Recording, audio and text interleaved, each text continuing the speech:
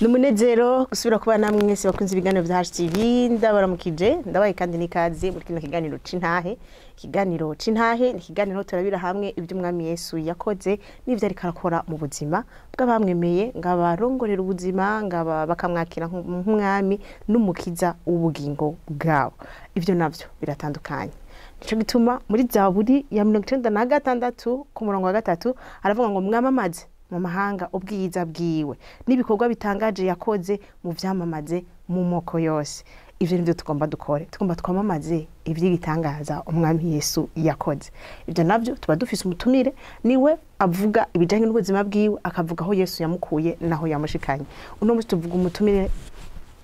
mutari mubimenyere, ni umutumire afise aho yavuye naho yashitse. Uno musi araza kutubwira iyo ntahe yiwe kumwumvirize neza, mutara agatebe mwicare kubera ko biraryoshe. Ni ntahe idasanzwe, ni ntahe yerekana ukuntu Yesu agira neza, yerekana ukuntu Yesu atahatokura umuntu kandi atanahamushitsa. Uyu mutumire dufise uno munsi yahoze ari umushehe. Hari abaza kudutahura tuvuze ko ari umushehe muca mwumva aho yahoze. Yari afite icubahiro, murabiza abo mu gisagara ca Bujumbura, aba hagati mu gihugu, abatari mu Burundi, urumva ko yari afite icubahiro kandi yari afite ibintu. Ariko uno munsi araza kutubwira uno munsi nawe icari, uno munsi ninde, araryohewe, arakunda Yesu, uno munsi Yesu babanye gute. Reka tumwakire tudatevye. Ni Hajayandi Abubakar, niwe turi kumwe muri studio za televiziyo Heritage. Turabahaye ikaze. Murakoze cyane. Mwakoze kwita ubutumire bwacu. Natwe murakoze kudutumira. Abantu bako baradukurikira bari ahantu hatandukanye, barashaka kumenya Hajayandi Abubakar ninde, yavuye he, yakuriye he, yabayeho gute. Yego. Murakoze cyane. Ku mazina nkuko mwayumvise ni Hajayandi Abubakar. Yego, kiretse gusa uko hiyongera ko Fidel. Okay. Mugabo kandi ako nakazina kahindutse cyane. Akazina kahindutse, kahinduka kuva mu 2009 mu mpera z'uyu mwaka dushira 2010 niho hiyongera ko Fidel. Yego. Rero uyu Hajayandi Fidel ari wa Abubakar, mvuka mu muryango w'abana 9, nkabandi umuhererezi. Mvuka ahanyene mu Kinama muri quartier Gitega, abamvuka ku barabara Gindwi 39. Navutse rero nisanga ndi mu muryango wa Islam ku bavyeyi banje bose. Papa itwa Chongera Said, mama kitwa Sinemera Mariam. Ico gihe navutse sanga papa arongoye umusigiti, ari umwarimu, abo twita ba imam. Ico gihe papa wanje mutonya mugabo we yarasanzwe arongoye ubw'Islam mu ntara ya Bujumbura. Siga ko navuke mu muryango wa Islam, Islam bwuzuye. Yes, sanga ko byose bihari. Rero nta nkeka nimwe byasaba ko ndi mu Islam, kuko navutse ndi mu Islam. Yes, kandi mu kuvuka mu vyizigwa vy'iwacu twizera ko umuntu wese avuka ari mu Islam agahinduka mu nyuma. Rero nari mvutse ndi mu Islam kuko navutse kwa bavyeyi banje bose ari Islam. Ico gihe rero maze kuvuka nakuriye mu idini ryanje rya Islam, mu idini ry'abavyeyi. Idini byari ngombwa ko ndarikunda kuko nararikunda nyene. Naragigishijwe n'abavyeyi, ahamanja ku ishuri ryavyo ndiga idini. Mugabo inyuma yo kubandanya ndiko ndiga nta kindi kintu cyanezera cyane kubona yuko cyari cyari mu rugo iwacu. Sikwitwa gusumba Islam ko bicubari kuko nasanze iwacu uburongozi buhari. Ari imfashanyo z'aba Islam bose Bujumbura bakeneye kuronka batumbera iwacu. Byasaba ko papa wanje ari we abitunganya. Atari wabitunganije bigiye ku rwego rw'intara ni papa muto. Urumva icubahiro twagisanga twakironka mu mpande zose. Ivyo bigatuma natwege twubahwa kwitwa abana bahani idini agaciro, bifise agaciro. Amarero mu gukura kwiwanje maze kwiga idini ntarikunze, meraho ntangura kuba umwarimu w'idini. Ntangura kwigisha abana bato, ndabigisha ibijyanye n'idini, imizere y'idini. Ivyo navyo twarabironkera gasabuni, icyo bitwa amafaranga twarayaronka nyene, warahembwa ukaronka gasabuni kawe. Ariko maze kugera ku myaka 18 mu 2007 niho umuvyeyi wanje yambwiye ati Abu uko biri kose tegeza kwanza kwemera ko dukorana kuko uri kurakura hama mu byo ndiko ndiyuheza mbona yuko ari wewe utegeza kunsubirira sinatawe icyo umuvyeyi wanje akarambwira mugabo ambwiye ati nifuza kuno munsi tuza kujana uno munsi ambwiye amasaha yarambwiye hari saa 2:30 uko tuvuye gusenga igipindi cyo cha samoye tuza kujana niba tuza kujana yese no muvyeyi amasaha mugabo turicara kuko papa byaragora cyane ko umuhanga amaso umuyage gose atakeneye ko umuyaga avuze yabahejeje ngoma niyumvira yuko tuza kujana kuryama ku musigiti kugira ngo turare turiga icyo nicyo cyagiye mu mutwe nditunganya mugabo mbaye amasaha yo kuruhuka saa 4 zigeze ndajya kuruhuka hama saa 5 aramvyura no munsi wa mbere natangiye kugira ibibazo byinshi ntangura kwiyumvira kugenda mutama wanje amvyuye ambwira ati ingo tuje mu cyumba tugiye mu cyumba narimenyereye cyari icyumba dushyiramo ibitabo dushyiramo ibikoresho byindi by'idini dushita mu cyumba ambwira ati urabona umuryango wuguruye kuki umuryango wugura w'icyumba ugukira indani ino mu mfuruka aho turabona ngako umuryango ati urupapuro arubona ati yes ndakeneye ko kuva no munsi ni wewe uzoza uraza nga gukorana n'ibintu bingaha anye nimba icyubare cyacu kibona kiri ngako urupapuro aha niho inzu y'amaji ntunze yaba mzee usanzwe utunza amajini ati yes nimba urabona bajya abantu bazanga gutembera batuzanye amafaranga abantu baje barondera gusomerwa duwa bakubitirwa albadri ibi byose bikorwa kubera ino ziri ngaha ati none urupapuro niyonza ati no gupapuro gwari kwiki urupapuro rwanditseho gusa amajambo ya Qur'an asanzwe kandi nibagiye ariko yari yanditseho ko surati al-Fatiha ntuyariko yariko surati al-Fatiha yonyine gusa yes na surati al-Fatiha ni sura dutegeza gusenga buri muislamu wese ayikoresha mu gusenga ku munsi cyo 35 ku munsi yara amajambo 70 gusiriko ati none ino sura icyo wakwara inzu ati kandi warubizi wahora ubisenga nahenda bizi ni sura utigezwa nibwo umuntu yoba yinjiye idini no munsi yo twita umwingi hadini yinjiye idini niyo sura aniyo bamwigisha kubera niyo yugurura isengesho niyo ukoresha nibwo utobuze ayandi masura yose yo iragufasha gusenga ikuri kose kugahera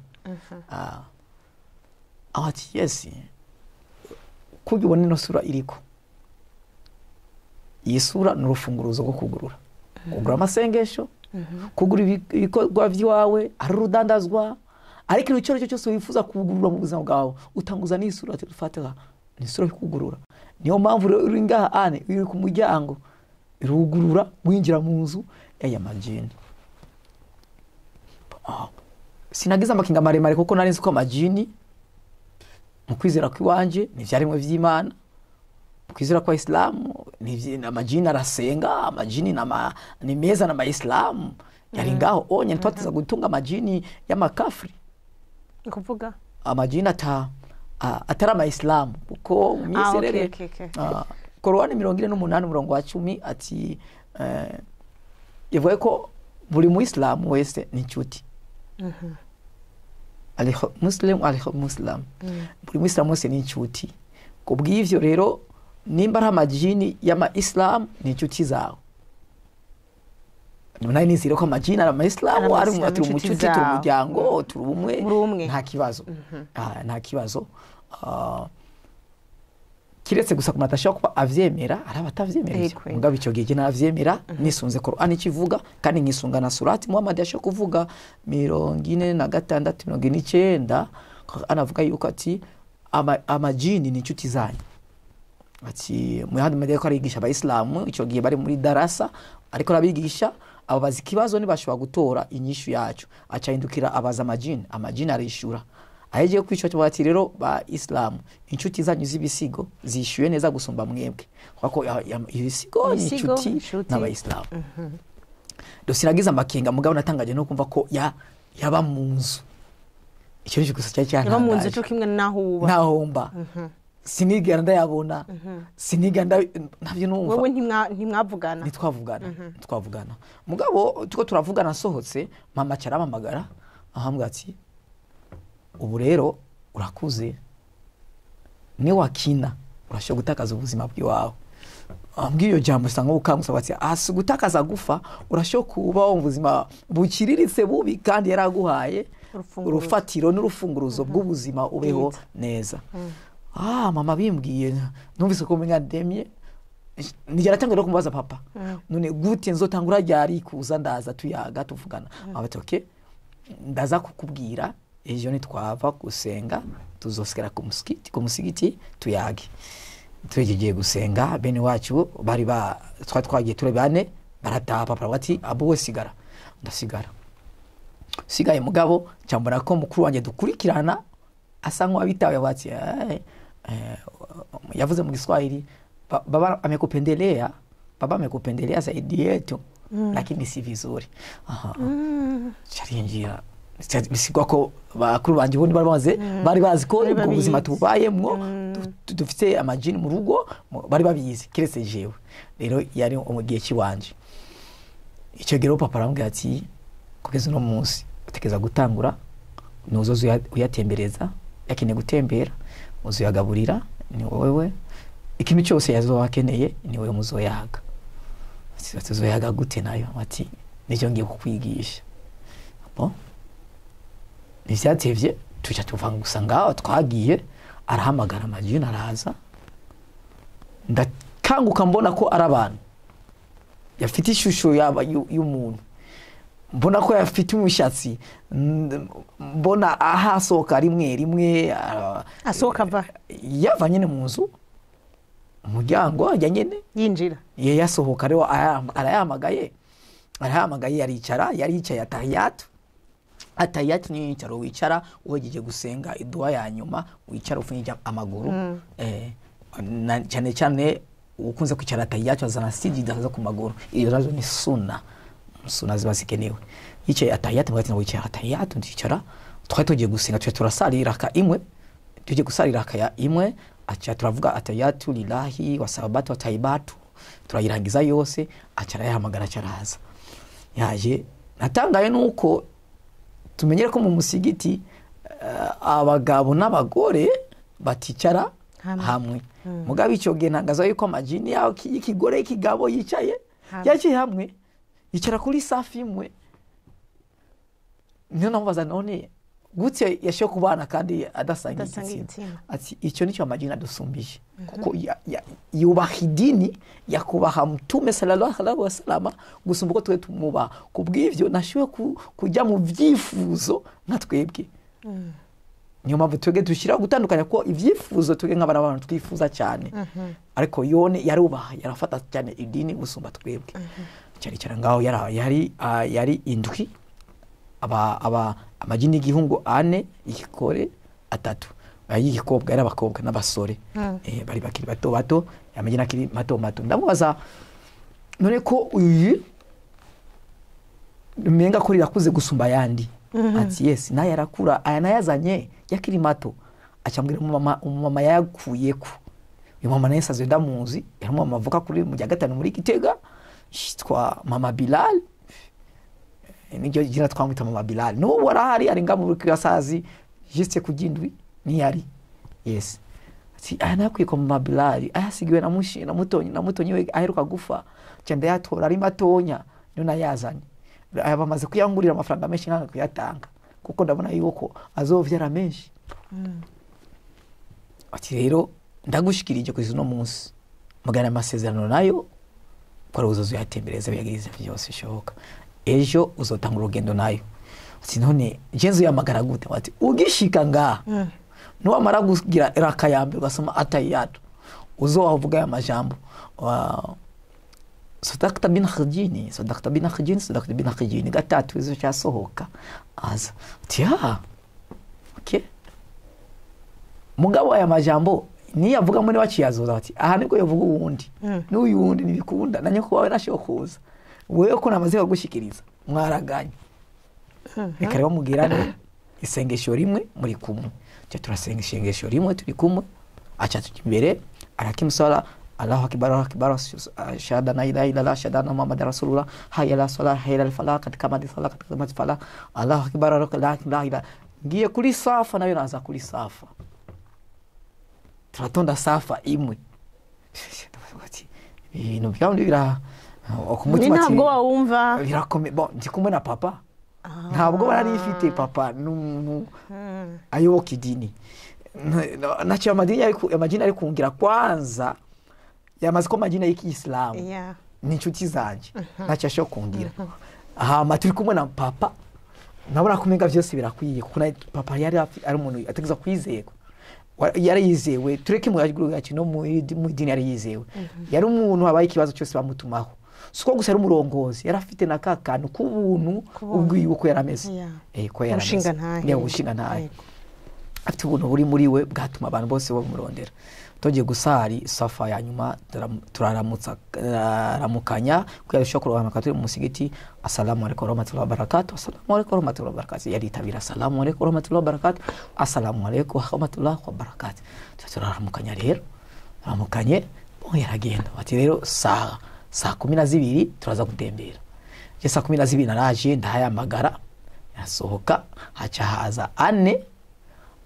ya ikikoma bati sisi hatutaenda kwa maana hatuna udhu lazima tukamate kwanza udhu iyo niki udhu kuja dutawaza na batawaza bati sisi hatutakwenda ni ngoba dufate udhu sina shatse kuvuga birebire kuri ivyo ndi ambwa ngo na majina afata udhu guti cyo turagenda rero mu kugenda icyanangaje nuko twagenda turiko turayaga tugahura n'abantu abantu bakabona ndiko ndayaga ari wabize kumbaza yari inde Bilali arambaza ati abu mbona uko naongea peke yako akasema asiongei bwana ariko cyane nibuka yuko mfite abantu ndiko turayaga ati samahani jana nimepitiwa ati none aneba mbona babibona nibayabona ya majini okay nibayabona mugabo jiwe tukayaga turajana tugiye turagenda saga ya kirikiri nziza arifu kuri saga turaterama turafungura itende turayaga ambwa ati tunaweza kuoga ati tugende twoge yaroga araheza turataha dutashe sanga papa yandindiriye kumutakura yari kumutakura kuri 14 kuri 15 ari yahagaza ndindiriye n'imodoka tushika gusaba ati nayo nagize ubwoba nayenzi ko ari abantu bayakwiba bayanyiba bo ariko mwinjire mu modoka turinjira turataha turashika kandi arasubira aricara hajya anye cyanangura kubwa muri ubwo buzima rero abantu bakeneye kuza gutora amajini baraza benshi kugeza icyo gihe rero abantu bose baje gutora amajini wacu nabo ntarinzi icyo gihe baje papa ramaze kwa connecta nanje bashize gusaba cyo bamenya ko ari gibateza kubaza abakeneye amajini yo y'urudandazwa bakaza kugura abakeneye yo kuvyara abakeneye uburinzi abakeneye gushira mu mamodoka yabo akeneye gushira mu dandazwa abakeneye gushira mu ndimiro baraza bakagura rero icyo rero byasaba ko papa ndamubaza muga par telefone ubaza ati ukeneye gine y'urudandazwa cyangwa ati y'urudandazwa ni runaka yabatandukanya amazina n'ibikorwa wane yarazi ibikorwa yakora yego kandi n'amafaranga kugura ni byari yaratandukanya amabeyi igiciro mugabo kandi harabaza gukota kuyakota kurugezo igihe runaka bakagura kandi ivyo rero ndabona ko amafaranga yinjira ku bwinshi cyane ku munsi bakaza cyane ayo kenshi abaza kugura barabasha kurongoza abana babo yes bashaka kurongoza abana babo nabashaka gufata ingendo nibo baza gutora cyane amajini mu rugo ubwo buzima rero nabayemo turabona ko onye ndabikora ibyo udandazwa ndabona ko cyakina mama yari yambwiye ati nutakina aho uzarengera ubuzima ndabona bwa buzima bwawe n'ubu nibwo papa tazoba hari cyenda cyo kugaratisa famille ngaira cyo kubaho icubaro cyacu niki turabandanya ahama mu myaka 18 papa mbwati ubu rero ndashoje gutangura gufata ingendo ziwanje mugabo rongora awari kwije imyaka 18 bwije 18 rongora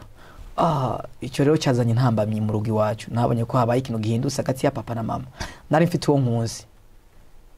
nkuzi twigana ku ishuri, yes, yitwa Aisha. Mama yari afite uwundi mukobwa yifuza ko ndongora ku mama bakorana na business y'ibitenge, ibidandazo ibitenge. Bagenda gutora ibitenge bakadandazanya. Mama yifuza ko ndongora umwana wiwe, yavuka ku Gicumbi muri Gitega.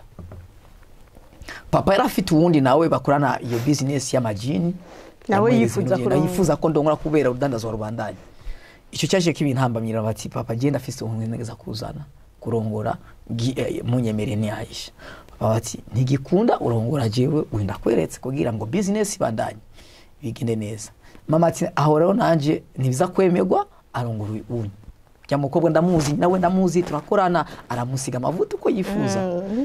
Rero ingingo ya nyuma ya papa bati rero nibaze ko byose birashoboka nabazanire bose cyarimwe batatu. Giye kurigira cyo bati aho umunshiraho nifuza. Papa yategura mariage yateguye indwi kumwe gira mariage mu saa 3 nari ndongoye ujyagiye nifuza saa 3 za gatondo. Umukunda saa 9 nacanogora ujya wa mama, saa 12 ngira mariage n'ujya wa papa. Umva mama imije kurongora umunsi ku munsi umwe warongoye abagore batatu. Umunsi umwe abagore batatu. Mugabo amasaha yaratandukanye, twagira umunsi mukuru saa 3, tukagira umunsi mukuru abantu bakaza bagafungura, urubanza rukaba ruheze. Saa 9 twabamaze gutegura, intumwa zamaze kugenda iwawe n'umukobwa kubamesha ko ngiye gukwa, agenda gutura umugeni cyadujya mu musigiti bakadwezagira tugafunga ndoa. Hama saa 12 kandi iyindi. Uyo munsi rero ngo wararushe. Wararushe prem. Byari biruhije ariko kandi byari ngombwa ko nk'ubu uwo warongoye saa 3 yacaja. Yashije ngamuzo. Yarabizi kugumuza n'uwundi. Yarabizi. Bose bari babizi. N'imiryango yabo yari bizi. Kandi bari bavyishimiye kuko urugo bagiye kurongozwa batwaye abarongogoyemo. Bari gwiza. Baravyishimira. Byari bafite agaciro mu kibano. Kandi umwana wande icyo kintu nacyo baragikota ku mwana wande. Kandi ameze gute nakundi idini ryanjye cyane. Naragikunda gose. Nararyubaha. Icyo ni ikintu bari banziko. Rero baragize umugabo rero ndarongoye. Ivyo ni byantwaragiye ikintu nakimwe kuko wamuke uza gufasha abandi uri mu rugo iwacu. Byabyarage bifasha abandi biri mu rugo iwacu. Sinigeze nsuma, je sinasuma cyangwa nguri ikintu cyari cyo cyose. Sinigeze nigurira ipantaro cyangwa ngurira umugore wanje ikanga cyangwa ndamugurire joho. Nta kimwe byose kuri wowe ntaco byari bitwaye. Byari bya papa. Wari ufitiye abagore batatu gusa. Gusa nge ni ku mugabo. Ibisigaye gufungura sinamenya we rasiza kuva, sinamenya baza kwambara abagwaye sinabimenya. Nindi yabagurira impuzu za mama yarazana ku bashaka kwambara ibitenge ni mama. Mugabo bashatse kwambara impuzu amakanga amajoho amaki papa byari byo bya Islam ifashanyo batora ngaho onye. Maze kurongora rero papa mbatigeze unye waronse responsibility zose ubwigenge bwo kudandaza icyo cyo cyose ngaha anye n'igihe cyose gikeneye kuza kugira amasengesho idua inzu y'umuntu uzogenda ndagwaye uburenganzira. Nibwo bene wacu batabanezereje umugabo byabaye ngombwa ko banyubaha. Icyo gihe batangiye kunyubaha, batangiye kumbona kumenga ndabarenze ati uyu afite ibindi papa bavugana tutazi. Basi mugabo itegeko nataka kujyama ku musigiti buri wa gatanu. Bategerezwa kujyama ku musigiti. Papa yambwiye ati uzajyama ku musigiti kwa gatanu. Ujyame ku musigiti kwa gatanu ugira irakazi 3 uza gusenga. Hama inyuma yizo uca wisacrifice witanga ugire kandi izindi irakazi 2 usengeye amajini. Ubusabane bwanyu bumwe bwanyu. Ngo buzima rero bwarabandanije ndumva ko ndabiryohererewe cyane. Ariko inyuma yo ngaho aha mukinami wacu kuri Jumuiya iri hagati kuva kubarabara rya 11 12 13 rya Gitega ni wari Jumuiya. Ni rupango runini rwa Islam. Jumuiya irongowe je kukumva mu muryango wa Shia Isna Sharia. Eyo kuri Jumuiya ngaho onye no hari n'amashuri aho rahabene imihadhara ibiganiro biba hagati y'abayisilamu n'abakristo. baraza rero bakagiraho imyazara bamwe ngaho onye ico gihe byari bigikunda ko imyazara ihaba kiretse ubu bayagarikije ari gituma yahagaze ico gihe yabaye tuge twaza kuko tutari dufise ububasha bwo kuvuga twaza kugira ngo dukore ibikorwa bibiri gutera induru iyo mu Kristo ariko aravuga ko ivyo avuga bigire impact ni byumvikane ni babifate icya kabiri kubahoga kubazomera shitse kubazomera batwigisha ko iyo umuntu ariko aravuga ukamuzomera ukamuhoga aratinumbero ivyo ariko aravuga mutwara hongabana icya kabiri nasije ariko arashikiriza nibikiri concentré kuko umuhoze aranuma bya bintu yarashitse kuva muri ako kanya atangura ibindi bushasha n'umwanya muri kuragenda wikorera ku mwanya gutyo twariko turarongera tuzakuganya twege budufasha icyo gikorwa twagenda kuri iyo mission twagenda turi benshi twicaraga imbere icyo gihe na twabikora kare kamenyereka iwaje nkagenda twabikora no kwigira bimwe byanyu tweko turigiramo rero icyo gihe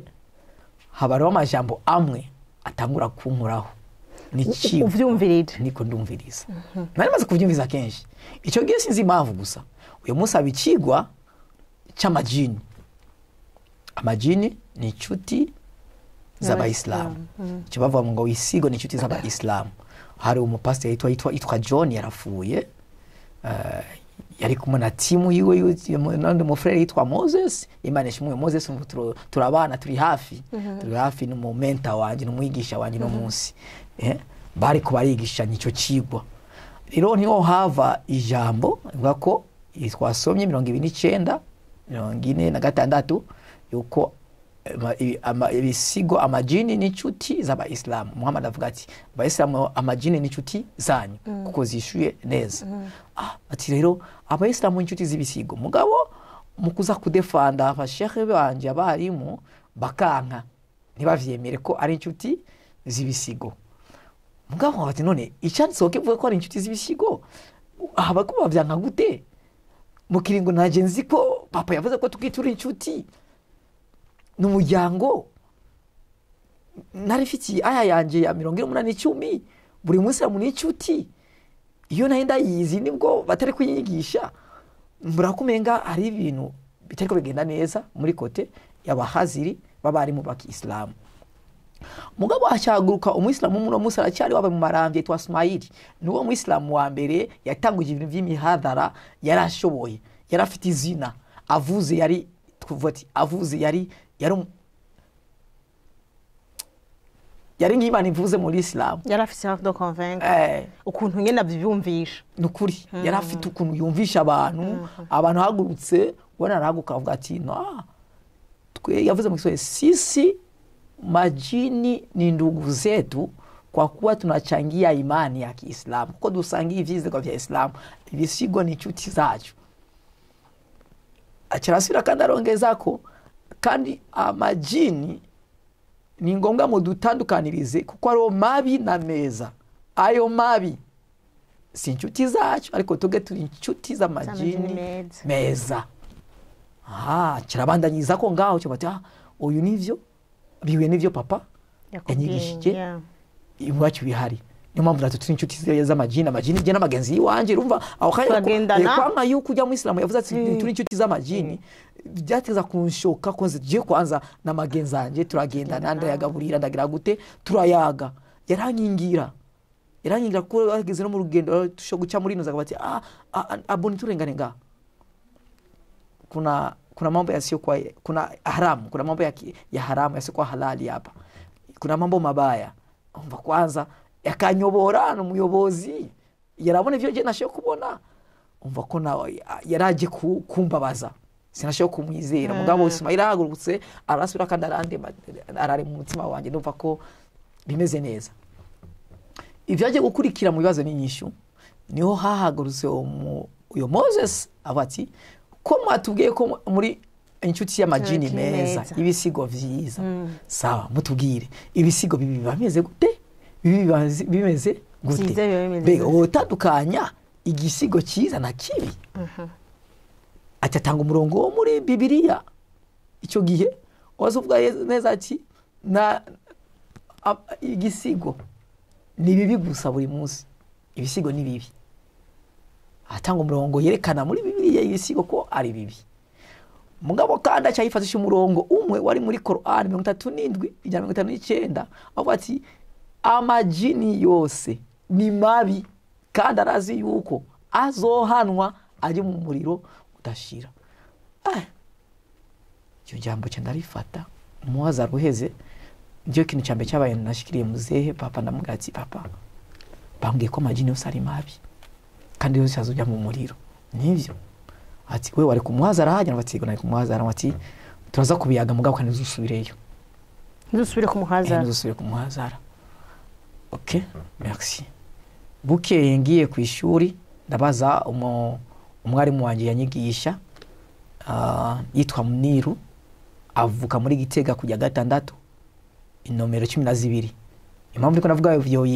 aho bavuka ababazi ababegereye mu kibano mu kinama barabazi bagende bababazi. Siwe yitwa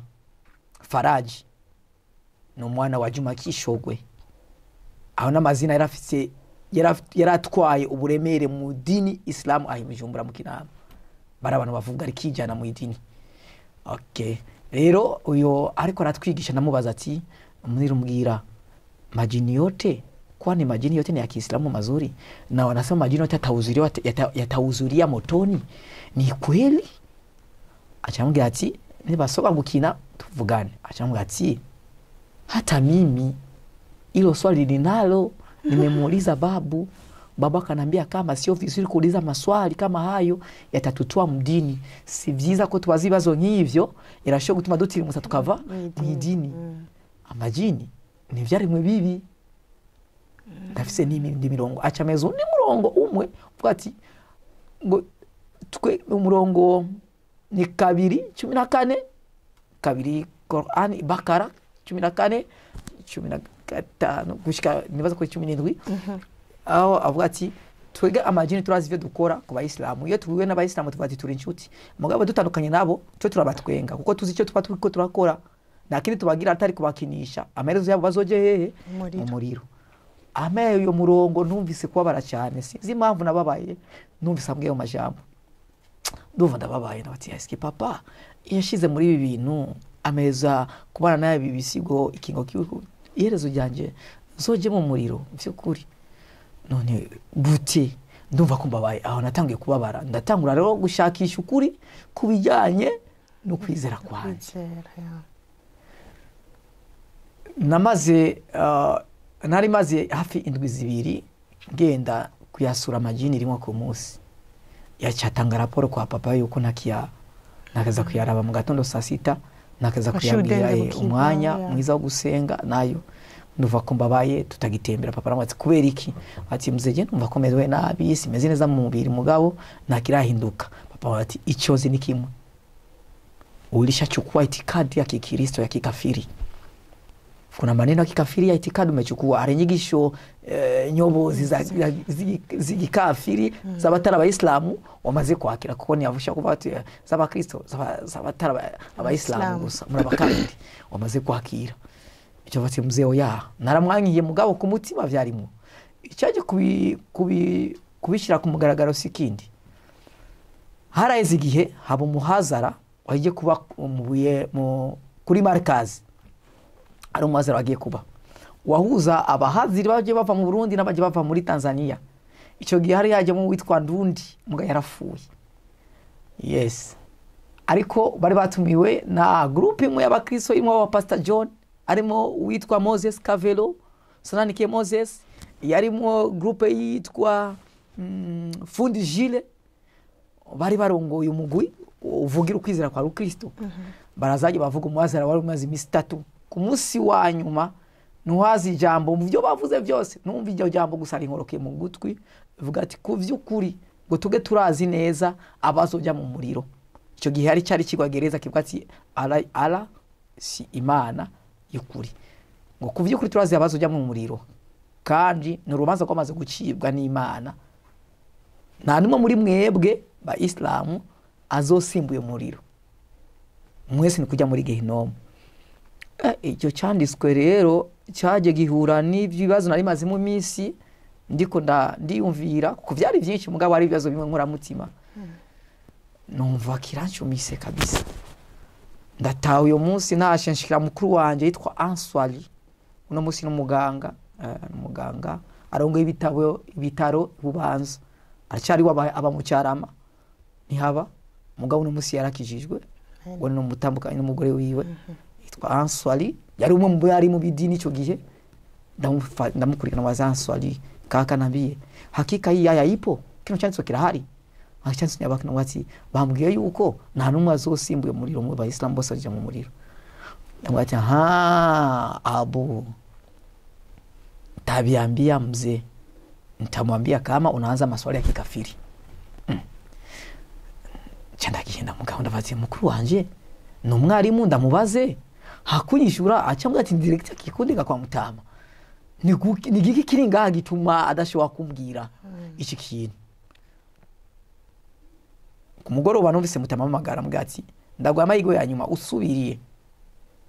ntuzosubira kandi gukora ku kintu na kimwe cyo ngamurugo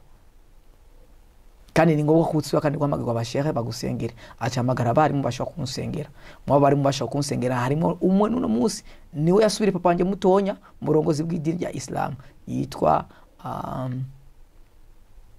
Fuadi niwe uno munsi asigaye ari umurongozi avuka muri Gitega yarafise ko avuka muri Gitega mugabo ico gihe aba muri Gitega 13 barabazana bangira idua baransengera bangira rakazi ibiri zitatu hanyuma baransengera ngati ubu umeze sawa ndibaza n'ivyo vyose kugaruka ko ivyo vyumviro vyuko mugabo ntivyaheze ivyo vyumviro bayivuze mugabo ahubwo byashijeho kandi umutima wanje guma wiyumvira kuri amajambo nabwirwa na numwe azosimba uyo murongo uri muri Quran suratul Maryam umurongo wa 70 gushika 72 igice cya 19 gushika umurongo wa 70 gushika 72 natangiye kuvyumvira cyane gose binari ivyumviro birenze maze kuronka umurongo uvuga yuko abacudika n'amajini bose bazoja mu muriro siyo kuronka icyanditswe kandi kimbwira yuko nta numwe azosimbuye umuriro abayisilamu twese ni ngombwa kujya mu muriro birambabaza cyane mugabo bafati uko rikose ni ivyanditswe mugabo nibaze yuko ivyo bintu bifike bisigura kuko uyo munsi uitwa Juma Faraji yagerageje kuduhereza icyo bita uje gusenga gukura amawaidha acagerageza guca kuri ivyo bintu bisiko ko amaze kuvyo papa ariko arabivuga aca nk'ubisigura kwerekana yuko ari ubusobanuzi bubi bw'abantu batatahura Quran yaje muri b'icyarabu udatahura icyarabu neza nusho gusobanura Quran neza ari amajambo y'abanditsi banditse bagira ufafanuzi insobanuro nabone arimo bimwe bagiye badasobanura neza nusho kwizera mu majambo kirese wizeye Quran y'ukuri y'icyarabu mugabo majambo nk'umuntu aje nari maze kwiga ndiko ndiga natahura none gute kandi nimba basho gusobanura bitari ibyo bikaguma biri muri Quran kandi mukavyigisha numva ko bitari bifite ikibanza gikomeye mu nyuma rero turabandanya turiko turakura ndabandanya mu dini giwanje mugafite amakenga inyuma yaho rero gatonya yaho nza mu cyumba cya mukuru wanje cyasanga ari igitabo gito gifite impapuro 36 gabati ni guki twahisemo Muhammad gusumba Isa bin Maryam cyanda kiba ko gatabo ndakivye ndagatwara kugasoma nagasoma ngiye ukina umupira somya gatabo soma urupapuro gusa rumwe ruvuga neza ati ko urupapuro rwa 17 ruvuga ati twahisemo Isa twahisemo Muhammad ubwo gukinga inyungu zacu z'ubutunzi kuko abamissionnaire uko abamissionnaire benshi mukuza baje bazanye izina ya Yesu ngo batwara ubutunzi bw'abantu bakoresha mu gutwara ubutunzi bw'abantu benshi no mu kwikingira tuye nk'abarabu nitwibwa ubutunzi bwacu twanse Isa twica dushira imbere Muhammad kugira ngo nibatubwire irindi zina atari Muhammad ariko koko turazi Isa wariwe umucunguzi nizira yavuga ati Isa ni umucunguzi nizira ni Mesiya azogaruka abo batabo maze ugasoma icyo gice naciye nsubira ndamubwira kandi grand frère iyo answali kaka nambie iki kitabu hakika na ushakisoma yaciye akinyaka icyo gihe nkubise ikofi rimwe kabisa nkubise ikofi ngenda gikwatse kandi umunsi nabigira muze acagenda bigira mutama bwatsi kugeza no munsi ndabona ko wewe uri kurahinduka cyane muri iyo munsi nashiye kuronka itiro njyame amajambo yagumye ngarukako no kuyumvira bijya nasomye mumva y'amajambo bavuga ku muhazara nati mbega nijyane nzoronka aba bantu bansigura ibi bintu gatonya niyo natawura yuko uwitwa Moses Sananikiye aba muri Gitega ku 11 ndamusaba ko twovugana icyo gihe ndamusaba ko twoyaga mbwati uraza tuvugane ku rushengero icyo gihe yashengera mu shengero gwitwa Minevam ati si cyo ku rushengero bwiranze kuzi wawe tuvugane aramamagara ameza rendezvous ndagende wiwe ngiwe nta kindi mu byo namubagije byose nabagije urashaka kunsigura wa murongo wambwira ko abayisilamu bose bajya mu muriro aramusomera ndashaka kuronga naje ndisomere ndabyisomera ndaho bagikura akajya gatabo kandi navuga ko twahisemo Muhammad gusumba Isa bati gatabo nakonze ati wowe kwanza nabati nzoka kuzanira mugabo ivyari bikunda ko ndakamuzanira inyuma y'icyo jambo yambwiye ati sindakubwiye uve muri Islam ariko urashaka gufata ingingo ukakira umwami Yesu ukakira uyu Isa ati kwakira Isa ati Isa ndamuzi ni numwa ati yes inyuma yo kuba intumwa urashaka kumwakira ko wasomye kajya gatabo gasanya ati ni umucunguzi ni Masiya zoza nizira kari bazo gushikana hahandi mwijuru ntudoje muri Gihonome iyo jambo nabwiye narimbwiye yambwiye isura yajya amajambo gusavuga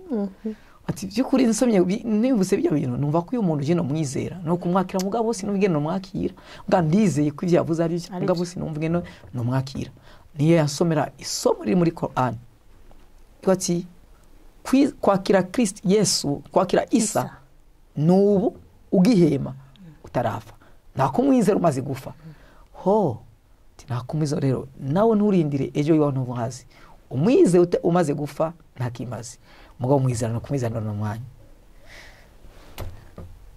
yamwesubira mu majambo nkumbira kuyasubiramo nisanze gusa namaze gufukama narafukamye atabimbwiye ndasubira mu majambo ahejeje kuyambwira mu majambo natashe muhira numva yuko mfite izindi ngingo fashe niki gati papa ni yambasa ndamwishura kuri ibi bintu shise muhira nasanze inkuru yandenze kera gushika muhira na muno yambonye nana kimwe cyabaye pombwira ati umva Idrisa yambwiye ko wariko uravuga amajambo ya Yesu atari ya Isa ati papa yajewe navuze Isa ati ujya wavuze si Isa wavuze Yesu ari itandukaniro rya Isa na Yesu icyo kintu cyari kigoye gutahura na kenshi no musabano babitahura mugabo hari itandukaniro rya Isa na Yesu ati rero Idrisa yabimbwiye Idrisa ninda Idrisa byari ijini ritonya iyo byari jini kumbe twaragendana nayo twagendana na Idrisa twaragendana na Amiri twagendana Amiri rero yabwiye Idrisa genda ubwire boss Abubakar abaye kafiri yarabizi ko mbaye kafiri yarazi iryo zina ry'Imana yarizi papa kibimbwira ndamusigurira mva ko papa ashavuye cyane boss aho kanya cyarasoka aragenda ndagenda ngiye kuraba amajini narayahamagara nka gusohoka arambwira ati yakoze izina ijambo mu cyara bapati ngo riha uranuka subhanallah chindanuka so samara ati wagiye kwakira Yesu kuri bo umajini numunuko arabanukira nakeneye ayubegereye yarashokugira ikibazo urashokwica ubutunzi bwa so wawe Yesu aranuka sinabitahura neza ati ugengira asubireyo numva yambwira subiyeyo yarakomye induru cyane yarakomye induru cyane yaranimuka yarava yarari yimukira handi mu kindi cyumba nubwo agaruke papa yasubiye kandi kugira duwa igihe kirifise iminsi indwi gumanura hajya kugira gute kugira agaruke mugabo kandi icyaje gutangaza nuko amajini yaramaze kuba amajini 17 hagarutse mu 11 atandatu yagarutse icyo byo yakaje papa cyangwa ati kuva no munsi mvira mu rugo genda urabona ivyo wagize wisha amajini yanje yafuye kandi amwe muri yo naramaze kuyarongera kuyatorera avance urayishe soho kugende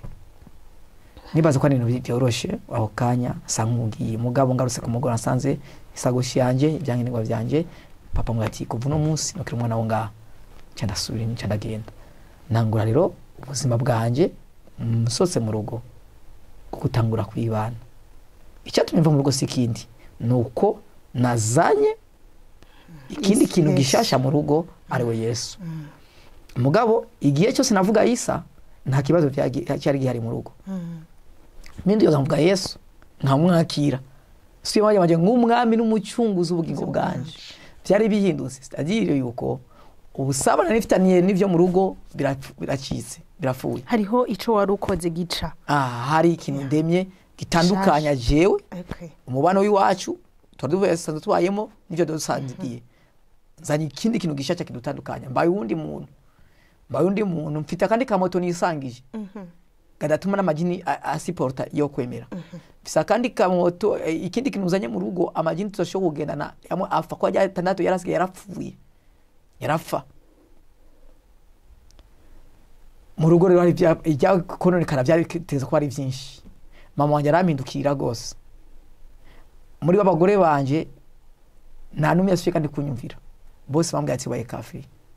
abaye mukafiri na wa undi nakunda gwanje kuko nabona ko uko biri kose nibwo bompinduka ujya wiwanje wewe nasho kumpinduka icyatandukanye niwe yabaye mubi gusumba bose icyo gihe yabaye mubi nuko bategeza kumva papa cyane niko nari umugabo wabo ngabo papa we yari ikintu kirenze ku buzima bwabo yari indi sobanuro kuri bo ni wabajejwe n'abagire byose nitwe umugabo gusa nitwe umugabo wa undi wa mama niwe yari yibongenzi cyo gihe yari yibongenzi abane bari bwibo bwasame banyirukanye naciye niruka ndasohoka mu rugo ndagenda ntangura ubuzima bugoye nakigwa n'umupastori umwe yitwa Meshake aba muri Gitega ku Gindwi nomero 329 nuno munsi ni haba yararonga ishengero gitwa EPVA ku mucibitoki kuri dosari ku mashuri acaranyakira anyakira mbwati abu ntinyakosoyoza ngaha gutera ibibazo reka ndakurungika mu cibitoki cya Rugombo acanungika mu cya Rugombo ndagenda mu cibitoki cya Rugombo niho byari bikomereye ntangura ubuzima bugoye cyaca icyo mu gatondo zafungurwa kagafaranga ka buzima bwiza birahindutse nibaze no mpamvu no mushatsi wanje yatace cyutukura aha suko rusa ndagwara yangwara kudafungura kwashi mpuze ko bya bindi nisese kubironka za nyama inyama iwacu nizaburane muri frigo nizabura kuko nizabura nyene narigeze kibazo rero icyo gihe rero ngize icyo kibazo papa niya ngiye kure yaguma arwika abantu bankurikirana bavuga ati ni murabi ngene ameze mugo mumbira kuyogaruka imura gusaba imbabazi kuko ni murtadi ngaya nasho kwaba mugabo agarutse turamwakira mugabo uko abantu bambwivye muhira nashurishiriza kugira inkomezi zo kumva kuguma kuruno Yesu cyane ntibagira inzara sinasohoka kandi kubona ino nzara ino kwaje nkabona yuko uko biri kose Kavelo Moses yambwiye ati abamwizeye bazoba hejuru y'abantu bose iryo niyo jambo nari mfite igihe cyose muye n'umuntu yitwa Islam atuzi ambwiye ati baraguhenze subira mu rugo ijambo rya nyuma nari mfite ryari ryo jambo Mose yari yambwiye sinari aho ryanditse mbwa yari yambwiye gusuko icyo gihe nakoresha gusaba ati ndazi Qur'an iravuga abamwakiriye Isa Yesu salatu wa salam bazoba hejuru y'abantu bose gushika ku gihe cy'iherezo. Kandi wishimikije ijambo riri muri Qur'an gusa nditeze kuyu Yesu je nakiriye ariwo Isa azoza anware mbe hejuru y'abantu bose ku gihe cy'iherezo. Iyo ndabyifuza cyane kubibona. Amen. Ayandi majambo yose bambwira sinashobora kuyumva. Iyo jambo narivuga mugabo mwa ati nijyane nzosubira kumubona mbwira aho yanditswe. Nangura ibintu byo kuza ngenda shinga inahe mu masoko aha i Buganda mu masoko mugabo kandi sinzi impamvu nagenda nashaka gushinga inahe hano mbona abayisilamu benshi nashaka kubabwira nababwira gusa ati ndi umwana wa Isa na Mariam papa wanjye mutonya runaka ijyo gusa n'icyo natwara ico iwacu abaribo bakaca kuko nazi ko bateza kubamenya ariko icyo ndababwiye no munsi kindi Qur'an iravuga wizeye Yesu Isa azuba hejuru y'abantu bose kucya ugiye cy'iherezo. Ndifuza ko mumumenya Isa mukamumenya Yesu kuri rugezo mukamwize mukamwakira hamuyo azubatwara mube hejuru y'abantu bose bakugiye cy'iherezo. Aho adutwara rusi naho sinashaka no kwamenya naho narizi mugana nzi gusa dushira hejuru unanize amajambo ya Qur'an ko ari kuki Qur'an ni haki ijyo jambo ryo kumva ko ari haki yari haki narayizera rero umva na majambo ya Bibiliya abansomera je sinashiza ku mutima cyane numva ko siyo jambo icyo gihe rero birabandanya uyo mupapa wenda ntwaye ko atango saranyigisha anyigisha dusoma Bibiliya ndakunda umuryango witwa amafrate y'amafraternité bagira nzandangura kuyajyamo aho rero natangwa gusoma imiryango ya muri Bibiliya bayidusomera bayinsomera nangwa gufata imirongo imwe iza ihura najya jambo nakira inyuma y'ubwo buzima rero ndafati jewe kwishika no munsi ndakeneye rero nanje kubatizwa nije nabyisabiye ndakeneye kubatizwa bambwiye Yesu yarabatijwe Yesu yarajya muri sinagoge naho utangwa kujya mu rushengero icyo sinagoge mugabo je nibwo bari ngwana bati usigara ngo musigiti nari ndavyizeye ivyo bivanye na Qur'an isobanuro ya Bibiliya bati sinagoge musigiti w'abayuda mugabo birafite icyo bivuga icyo gihe mugabo navyizera ko ari musigiti bati kujya mu sinagoge nabyo ko yajyamo okay mugabo kandi yarabatijwe natenze kubatizwa narafata imigwe yo kubatizwa meje kubatizwa ntangura ubuzima bwanjye bwa Kristo niyumvira gutamuhira nibwo ubuzima nimbaye mu bwari bugoye none natangura icyo gihe kuza ndajya mu mirima akubagara tukajya kurima nkumva ko bibabaje bidashoboka je umwana wande jewe nyene kabisa Bujumbura kweli nakari kaka nikabati mtoto wa mjini ukimwona mtoto wa mjini ameokoka ni shida ameyapitia magumu mugabo numva kumenga ivyo bintu ndakunda ishengero rero ntabwo umutima gukunda ishengero gukunda kujya mu rushengero gukunda gufatana nayo mu y'amaflat bagiye ngo kuvuga ubutumwa inzu kunzu ntabiryoherwa kuko jewe ngiye ijambo rya mbere ryaguma ati mwizere Isa muzoba hejuru y'abantu bose kishogiye cy'iherezo aho wa mutima kuva ko jewe maze kuvana n'amajini amasengesho yo kuvana amajini sinyakeneye n'ibyari mu bibi maze kubivamo nize Isa gusa cyaje kuba rero cyagatangaza aheze imyaka 4 mushikanje agira kabiri yari arongowe yari yabiriwe no mu Islam mu Buyenzi niyo yaba umugabo we yari mu bantu bafite amafaranga yiwe meza cyane mugabo icyo gihe yagira ibintu abaye amaka igihe cy'ibigori yacaja kurangura ibigori akabistoka abidandaze abiranguze acaza mu cibitoki tumaze imyaka imutabonana sinzi nkuru ziwe icyo gihe nanjye nari ku kasoko ndiko navuga ubutumwa uburosi ngivuga gusavya Isa ndavuga Yesu zira no kuri ni herezo bavuga nashiza amanga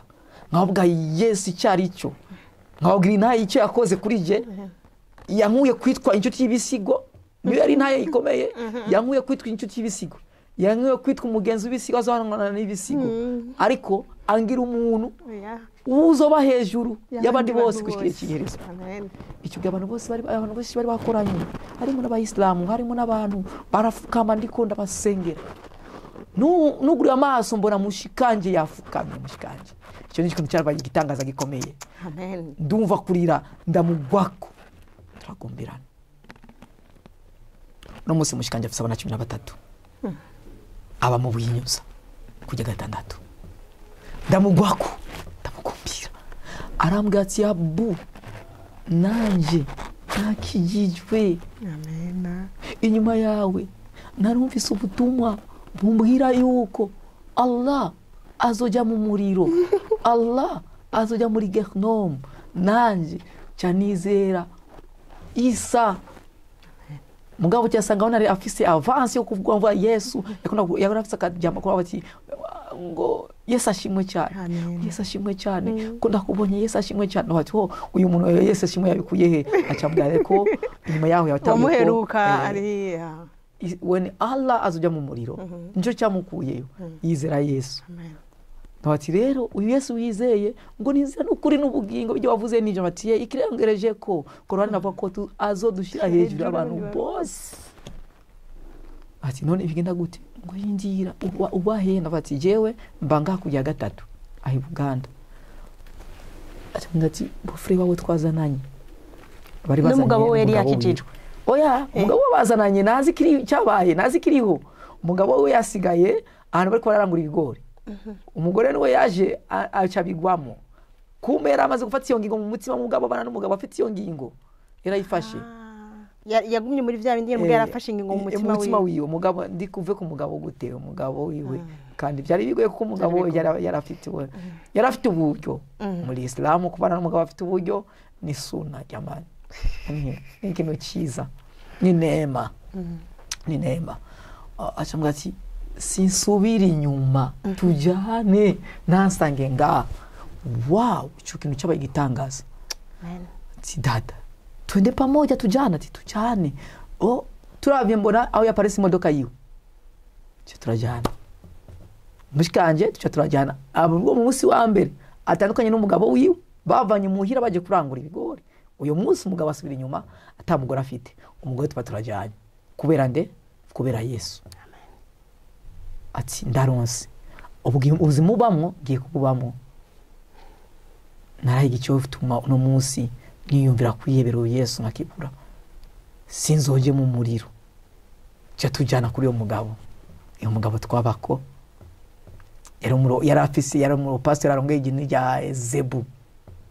sinzi ko yafuye sinimkimwe rose sinabizi mugabo ndifuza Imana mu munsi umwe zoduhuze nawe yitwa Joachim twatandukanye ambwiye ko agiye kwiga amashuri ya Bibiliya mu Buganda yari umugabo yarakenye mugabo yarafite Imana amen yarafite Yesu muzima yakunda kutubwira ijambo rimwe ati ibitwe turabamo bizotubera ngo ibitwe turabamo ngo ni nkovu tuzokwerekana imbere ya Yesu tujya mizara tukire gute kuko twakunda kujya twarajya isombe cibitoke twarajya isombe irara byari irara ni yari isombe mundi twarajya nka gatandatu turi sivye rimwe yari rimwe gusa kandi inchiro za standatu nka zitanu zaba zitafisa amavuta zitafisa igitunguru kandi pasteur yarafite abana bane mugabe ijambo rya Yakobo bati ibi turiko turacamo izi turajya ni nkovu kandi biravuga ngo abahevye byose numva ko rero ndeme nayo yamatubwira mushikanje tuce tubaba ngaho ayeme gutunga mushikanje ubwiwe ubuzima ni bubi je nijiyemwe muri uyo muryango afite umutambukanyi wiwe Imana imbahezagira bafite undi mutima bari barahuye na Yesu amen mushikanje rajemwo ngira ubwo bati afatubwira ati nigikunda uyu natahe umugabo ati yo abyumvise yaratambye araguruka arasimba ati Yesu amasengesho cyane gose oh Yesu ndabonye igitangaza ngo ivyo yavuze ati ngo icyo wandaririje kubona amaso yanje mbone icyo ukoze ku muryango w'aba Islam ariko rakizwa navyumva ku matwi ndiko ndabibona babaye mu nzu yiwanje numva ko byishimiye agatuma ko abandi abantu muze murabe we n'umushiki wabu na wene bikaba ibintu by'umunezero turabonga hanya mushikanye ko yarafise amafaranga atutangura guhindura imibiro yo kufungura y'amafaranga yarazanye kurangura tutangura mu bisi guhindura imibiro yo gufungura tanga gufungura neza gatonya tukajya akaboga twagike n'umushikanye bati uko biri kose dutayimuhira twene turondera inzu dupange twafashe umugambi kumanuka dupange aradusezera pasteur umugabo yararize cyane ati sanifuza ko tuvana sinibaza yuko ni mwagenda muzobandanya yarafise ikibazo yuko arabona ko kumbure macari bato mu kwizera tutasho kubandanya mugabo nanje ibyo mfite ijambo nibwo wumvira mu itiro ryo tumudasubira hahandi zoba hejuru gushika ugiye ciherezo iyo rero jambo navuga ati rero iyo rero kuri itani izokunda mushikanje afise ijambo yatekeye y'ubwoba abati yatinye kujya mu muriro kuko yumvise ko Allah azojya mu muriro nanjye nzojayo ninagumana nawe je ntimunze umuriro yahunze umuriro we mushikanje ati turataha dutashe tuje kurondera inzu dohiga inzu ahantu hitwa Kukanga uno munsi ni kujya gatandatu cyo gena barabara yari hari tuba muri rugo Chamblette arayiriha aheze indwi zibiri mukuru wacu yari yaragiye mu gisoda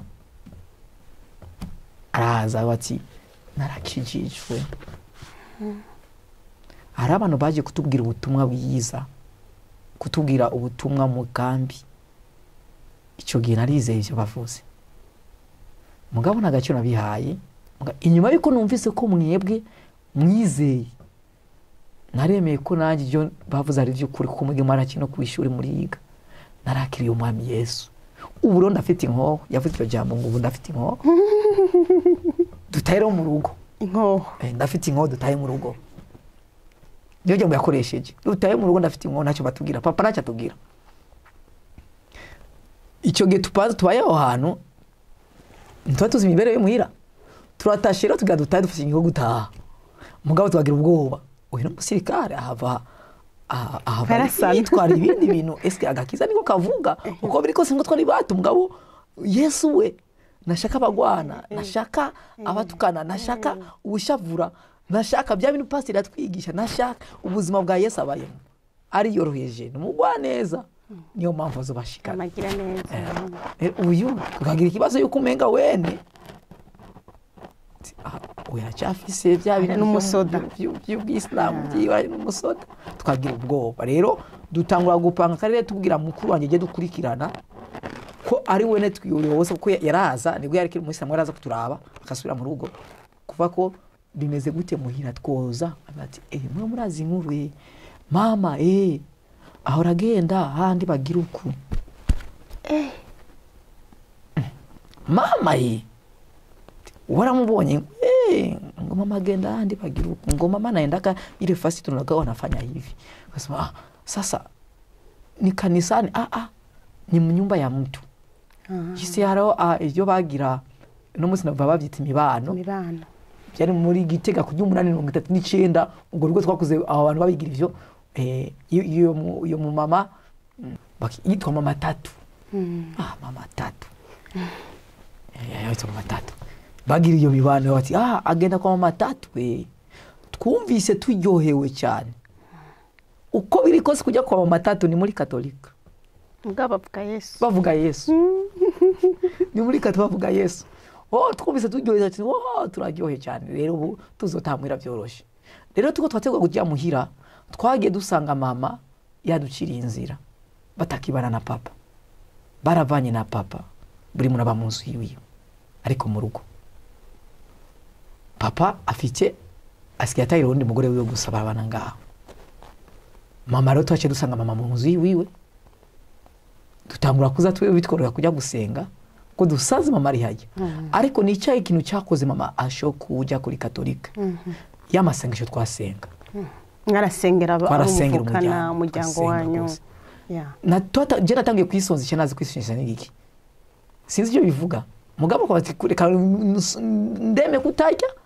Imana irabe gusa kutajya kwiwanje utume igira neza abo mu rugo batawuri ibintu agiye mu byari byo batawuri Yesu azabashikana azabashira hejuru y'abantu bose y'amasengesho twasanze yarambaye umubiri irakora dusanga rero mama ngaho twe dugaruka mu rugo dusanga mama ari muri katolika turagumana na mama igihe gitonya twanga kujana mama ku rushengero tutangwa kujya mu gishengero ngo wa mu pastori wa mbere yaturunga ikariya mu kibitoki bwa EPV twese na mama na bene wacu batatu muri wewe musiki wawe na wa mukuru wawe umusirikare na mama twinjira hariya ivyo rero vyatumye umuryango w'iwacu kuvuga cyane uko abakafiri bigabanuka kuko uburemere papa yarafite mu musigiti ko yaramaze kugabanuka bamaze kukura kurongora umusigiti kuko abana bawe bamaze ko aba murtad umugore no murtad nugishoboye kuba umurongozi w'idini papa wanje mutonya kubera icyo bintu byatumye ayongikwa igitega kuronga ishuri rya Islam igitega bamukuri Bujumbura ariko byari bifite isano yuko uyu muryango uramaze kuba gatukisha iyo rero bimaze kumera uko bwa buremere bwari bumaze kugabanuka ariko icyo nagarutse mu rugo y'amajini hari yakirikane mu rugo nicyo cyari mwiko mu papa ivyo wankoreye nukwiye kwitwa umwana w'iwanje ukwiye kwitwa umwana w'iwanje rero papa cyo yakoze icyo gihe tugarutse yagurishije ibintu byose amatongo yiwe parcelle ibiki abigaburira abana bandi twege tutarimo na burenganzira twa dufite kukuragwa ku bintu byiwe ariko uno munsi ko turavuga rero kuri no saha baba twavukana barakijijwe babandi basigaye nta numwe asigaye inyuma amen boss barakijijwe kiretse ko uyo ujya umusirikare yavuga ati jewe nzogenda kwa padiri ndi mu kwa padiri ishino munsi asigara kwa padiri niyari abandi bose barakijijwe bakimwami Yesu bafise ikorwa bimwe bakora mu mashengero wamushikanye no munsi akaba no munsi nawe ari murongozi umwe mu barongozi b'amasengesho mu rushengero rwa Methodiste libre mu Cyarama none munsi acyana umugabo wunakijijwe yitwa Rosofio David ufwe wanje akijijwe agakiza kacu kingira mu rugo iwacu ko turakizwa amen nangura ko ubuzima bwa Yesu Kristo bwo kumwizera amen icyo Kristo yakoze rero yaraminduriye yaraminduriye izina yaguhinduriye amateka arahinduka imibero irahinduka vy'ukuri naronka uburyo twa tubayeho neza muri Islam tujya dufunga tumerewe neza ariko amaherezo yanjye yari yahe ivyizigiro byo kuronka ubuzima budahera ntabwo ari buhari nigo babinyigisha mugabo by'ukuri ibitabo byovyo byaranshize ku mugara bigaragaza yuko ndi cuti bisigo tumujya mu n'ibisigo uko ibisigo bizohanwa nuko nzohanwa ibirengere ryo sindi cuti yavye gusa turanabana turanavugana turagendana nabona yuko ndi kure cyane ijambo rero cy'umuntu yambwiye yuko no kwizera umwami Yesu nihibesheko uno munsi rero mbaye no buzima gushika no munsi niringiye umwami Yesu amen yamuye iyo narinda kanshikana no munsi ahandi amen rero inyuma y'ivyo mfite byinshi nzimvuga kubijyanye no kwakira umwami wanje Yesu ko twaciye gusa ku mayange byinshi nagiye ntahura inyo yo ko mwakira n'ingiri muri Islam nange gutangura kugira ubushakashatsi mbaza abantu batandukanye bambwira ku by'imizerere ya Islam yego urakoze cyane Abubakar ibintu birakomeye gose biraryoshe kumva ingene umwami Yesu ameze yego agira ubuntu agira imbabazi uwo muco wakurasiye ukakurasira uri mu bintu utazi uri mu buzimire uri mu mashetani uri ahantu uko kuntu we wavyumva nuko kuntu vyakurasiye hari ukuntu bitarasira abandi ariko Imana iraguhishurira iragukura kigitambara ku maso urabona uravuga uti erega ndabonye kare sinahora mbona ahubwo ni gitangaza nuko kugira ngo papa arenza anyeyege ambwira ati ko noba hafi n'amajini wene yarabona ko ari kurako we yari umwana w'umuntu yagira ndage yaranshikirije yabona umutima afite n'ingene nyoboka idini n'ingene arikunda ko ejo noci kumwe arimo mwiza w'idini naza mfasha community yacu ya Islam kubafasha bijyanye n'amajini kuko ni nkenego ubw'Islam gukina amajini ni ibintu gukina umwislam gukina amajini kubufasha kuri we ni nko mukizokena mwe muyera ero yanyegereje hafi mbe hafi yo gufasha zoze mfasha idini mfashe abayoboke ba Islam mugabo iyo nzira nyine yabigize nk'umwana w'umuntu nasanze ko ari iyo nzira yari ikomeye cyane yagiyewe kumenya Yesu Imana ikeneye abantu nk'abo nyene none nimba papa washobora kukwizigira ibaze papa wo mwijoro nawe nicyo gitangaje papa wo mwijoro twizigira akatwizigiza ibintu biruta ibyaba abapapa mu isi boduha nico gituma je mvuga nti imuco wakwakiye uka impact ukacusubira ukaja no mu muryango wawe ego Imana ishimwe gose Imana ishimwe ku byo bakoreye Imana ishimwe ku bw'umuryango wawe Imana ishimwe ku bwawe wewe ukuri ubandanye uramirize ushikame Yesu arahemba kandi ahemba neza yavuze ngo bahevye byose yes bazoronka byinshi mwijuru kandi dukino muri nose turabibona no musi turagendana umunezero hariho abantu bafise ibintu Abubakar bitagira ndazi ko bazi ushobora gusanga uzina benshi banduta abantu bafise ibintu byinshi mugata amahoro atamunezero ata ivyo vyizigiro ufise wewe uno munsi ikintu gituma muri nose tugenda duhagaze tukagenda tuvuga twumva turyohewe abantu bakaturakona turakeye mu maso ni kubera tuzi Yesu ni kubera ko naho wora rubusa ubizi ko ari za sombe zitagira umunyu ubizi ko atani duza kuronka izo sombe uragenda mu cumba kabwira uti rega mana ndagufise yes ndagufise no kisonze cyane twisonzeje ntubare imisi 6 tutajya donc ni kuvuga ngo Yesu ni mwiza agira neza agira ubuntu arashoboye arahambaye ikintu camfashije muri ntahe wewe wese ukura dukurikira je numvise cafashije Abubakar kubika ijambo mu mutima wawe Dawidi yavuze neza ngo nabitse ijambo ryawe mu mutima wanje ngo kugira rindinde kugucumurako wofise ijambo irihe rizokuzigama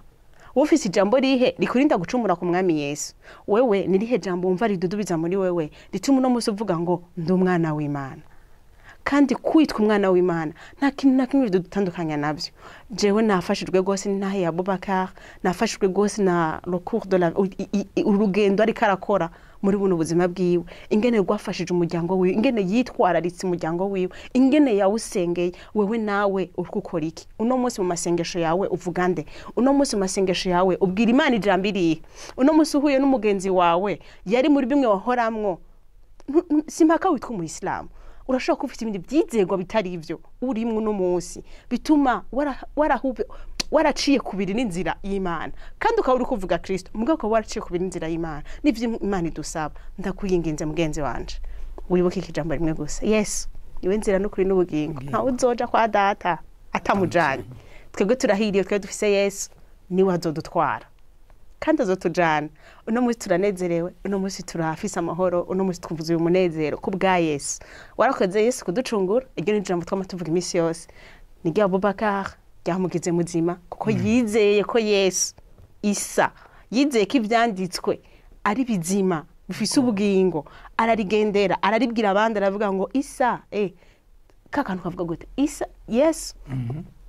azodushira hejuru abamwizeye bakamukurikira bazoba hejuru y'abandi bantu bose ibi ubugingo ibihe gushige ciherezo amen tuzoja hejuru y'abandi bantu bose gushika igihe ciherezo kandi nta kumwizera umaze gupfa umwizero kiri muzima kandi nta kumwizera umaze gupfa umwizero kiri muzima urashobora kuri kudukurikira utarizera umwami Yesu n'ubutumire kuri wewe kwizera umwami Yesu uwo mwami Yesu ibi turiko turavuga nibizima nukuri birafise ubugingo uno munsi turiko tubivuga tubishingira intahe turiko turavyamamaza ngo amahanga yose abimenye n'abatari babizi babimenye n'abatari babifise ko iciyumviro na gitoyi uno munsi rijambo ribafashe mwumve mwova ahantu muri umuco barasire mukugwe kugo ruhunyi mufise ku maso mwizere umwami Yesu turabashimiye gose ndashimiye Abubakar